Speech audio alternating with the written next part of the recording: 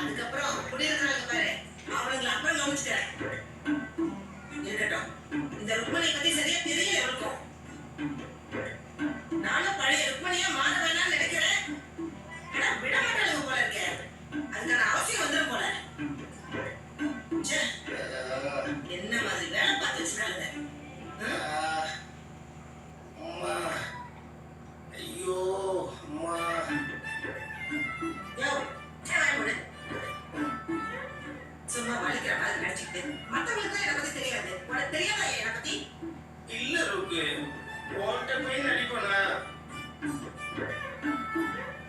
நீ வேற மாமாவை நல்லா அடிச்சுட்ட. மாமாவா? என்ன அடிச்சுட்ட? இப்பதான் நீ இருக்கிற பிஸில என்ன கண்டுக்கிறதே இல்ல. பாடியில கை வச்சு ரொம்ப நாள் ஆகுதா? அதான் தொட்ட உடனே வலிக்குது. வலிக்கும். இந்த பாடுறதுக்கு நீ முன்ன மாதிரி இல்ல. ரொம்ப சாஃப்ட் ஆயிட்ட. அதான் இந்த சந்திர பையல அப்படியே விட்டு வந்துட்டேன். இதுவே பழைய உட்கார்ந்து இருந்தா அவனுக்கு வழி பண்ணிருக்க மாட்டேன். நீ இப்பெல்லாம் உன் கோபத்தை என்கிட்ட மட்டும் தான் காட்டுற இருக்கு.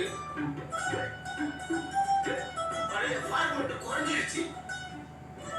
முன்னெல்லாம் நீ எப்படி இருப்ப? ஒரு மாசம் வாடகை 2 நாள் லேட் ஆனாலும் நான் சங்க பிடிச்சிட மாட்டேன். அதெல்லாம் வேற லெவல். யோ, அதான் ஒரு தடவை சொல்லிட்டல. சும்மா உன்னை அதே சொல்லி வெறுப்பேத்திட்டு இருக்க. வாய முடியா? அப்படி இல்ல இருக்கு.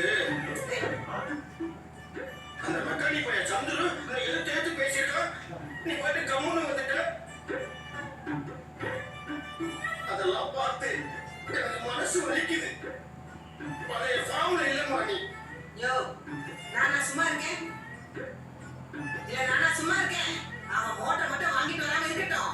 அப்ப தெரியல ருக்மணி யாருன்னு. இந்த ஏரியாவே பார்க்கும். பார்க்கறேன். இவங்களெல்லாம் திருத்தவே முடியாது. இவங்களே பட்டு திருந்தினாதான் உண்டு. ருக்கு, நீ அடிச்சதுல கை எப்படி வலிக்குது தெரியுமா? ஒரு 500 ரூபா கொடுத்தீங்க. யோ, இல்ல ருக்கு, நிஜமாவே வலிக்குது.